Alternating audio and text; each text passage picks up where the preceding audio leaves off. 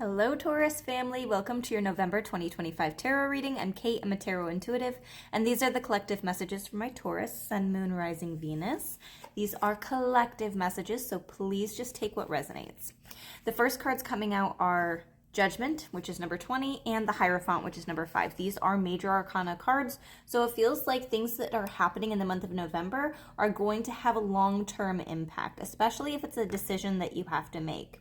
The Hierophant, this is your card, Taurus.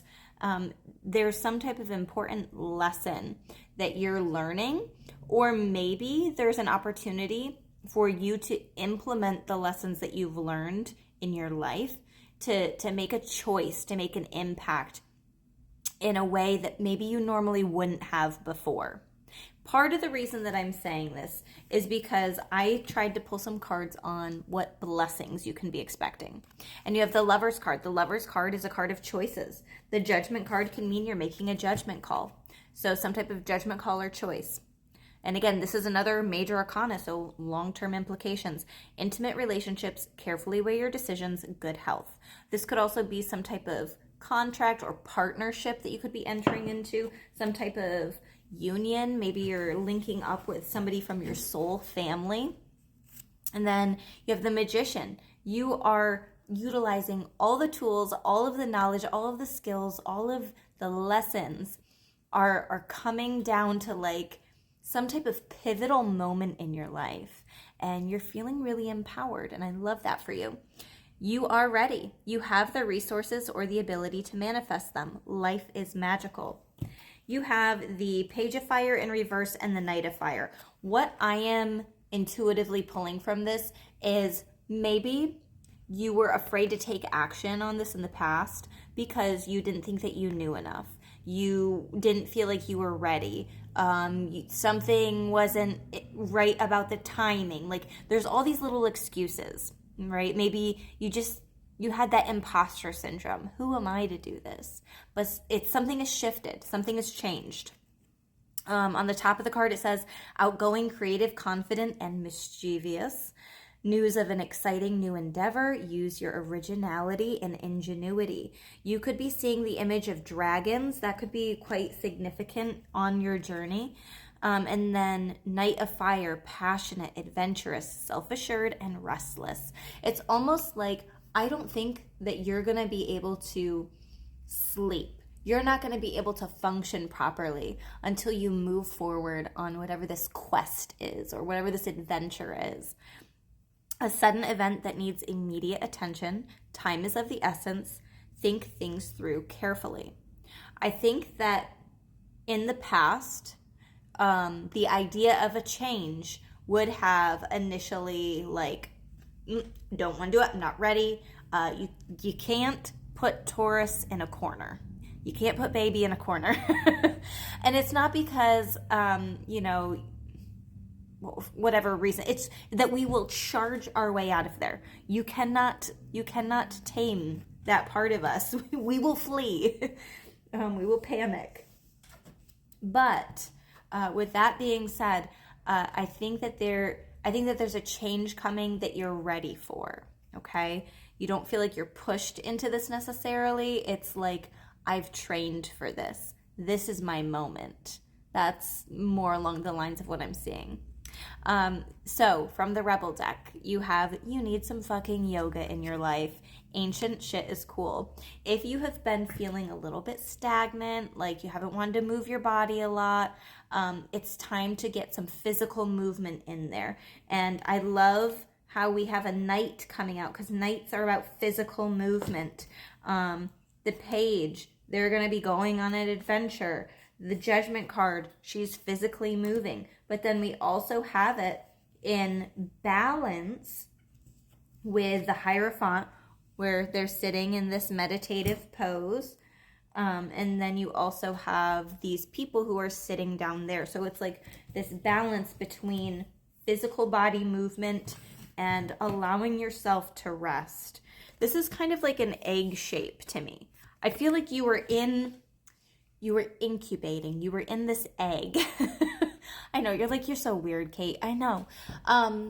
But it feels like you had to go through this process where you were baking, you were cooking, you were growing, and it's finally like the egg has to hatch, right? It's because the being, the creature inside the egg has outgrown whatever area it's in. It's outgrown the egg. You've outgrown your shell, okay? And it's time for you to burst through.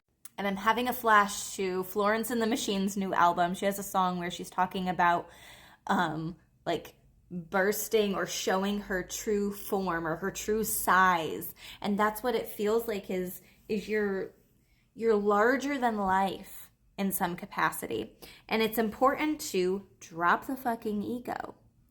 And not in the way of you need to tame yourself, you need to play it smaller. No, no, no, honey. You've been playing it small because of your ego, because you're afraid to show your true form. You're afraid to be authentic because you're afraid of being judged. That's where you were in the past. I feel like you're moving beyond this. It says vulnerability is hot as fuck. It's time to allow yourself to be in that vulnerable state, right? When an egg hatches, that baby does feel quite vulnerable. We still feel like we're in that infancy stage. And especially because you have a page, it's some experience that you're having where things still feel really new. It still feels really fresh. I'm afraid I'm going to fumble, but you've got to keep growing. You've just got to keep living. You just got to keep doing it. Okay? And now, one other card that has come out is you think someone is lying. They are. And I want you to ask yourself, is it you? Have you been lying to you? Have you been saying, no, I'm happy. I'm comfortable in my life the way it is. But I feel like for many of you, this recent Scorpio full moon, Taurus full moon, while we're in Scorpio season, has challenged you to ask yourself, how have I been settling? What significant change could I implement in my life to grow? Right? I feel like that's the theme for November is how can you grow? And I feel like some of you come from either a very poor family or, maybe your family didn't really have a lot. And so there's some ancestral wisdom that is coming down to you. Like, learn from our mistakes. We didn't have the ability mentally, emotionally, spiritually, whatever, to outgrow our circumstances, right? And I do think that your spirit team and your ancestors are encouraging you to move forward in some direction here. And it says, we are your ancestors and we love you. We walked the earth many years before you. We ask you at this poignant time to learn and grow from our past experiences. So it's like, take the wisdom that we have to share with you. Now, I feel like it's important for you to do some meditations because I think that you're going to be connecting with some ancestors in your meditations that you'll be doing in the month of November. It says, you are our legacy and we will keep on helping you as we continue to evolve here in the spirit world. And I think that's that message of everybody's a student, right? Everybody's a student. Always have an attitude of being open to learning and know or understand that somebody's smarter than you. Somebody knows more than you. But that doesn't mean that you shouldn't move forward in your own life, right? So I hope that these messages resonated. If they did, please hit the like button and follow me for more videos like this. Comment anything that was resonating. And don't forget to book your personal reading on my website, theenchantedpalette.com.